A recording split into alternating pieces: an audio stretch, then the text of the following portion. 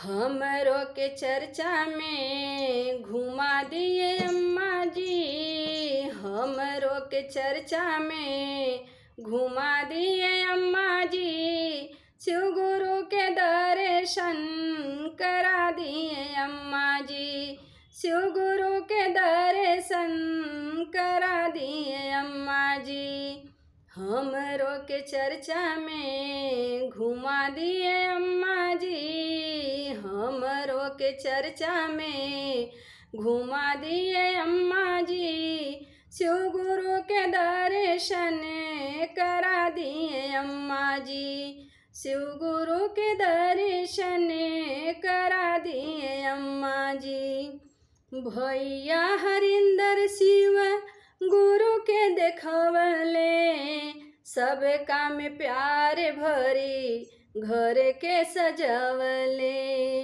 भैया हरिंदर शिव गुरु के देखवले, सब काम प्यार भरी घर के सजवले।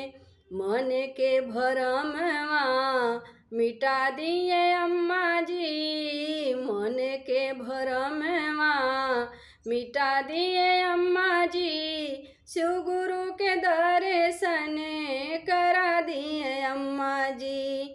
हमरों के चर्चा में घुमा दिए अम्मा जी, हमरों के चर्चा में घुमा दिए अम्मा जी, शिव गुरु के दर्शन करा दिए अम्मा जी, शिव गुरु के दर्शन करा दिए अम्मा जी।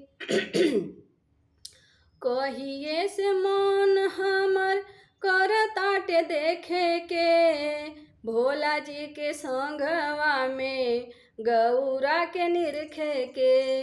कहिए से मन हमर करताटे देखे के, भोला जी के संगवा में गौरा के निरखे के।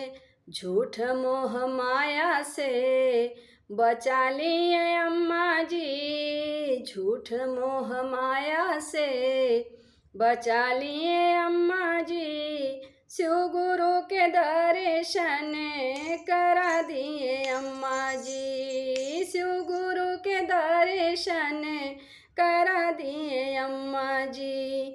हमरों के चर्चा में घुमा दिए अम्मा जी, शिव गुरु के दर्शन करा दिए अम्मा जी। कभो ना ओराइए अम्मा घर के झमेला, आइल बा अकेला सब चल जाई अकेला।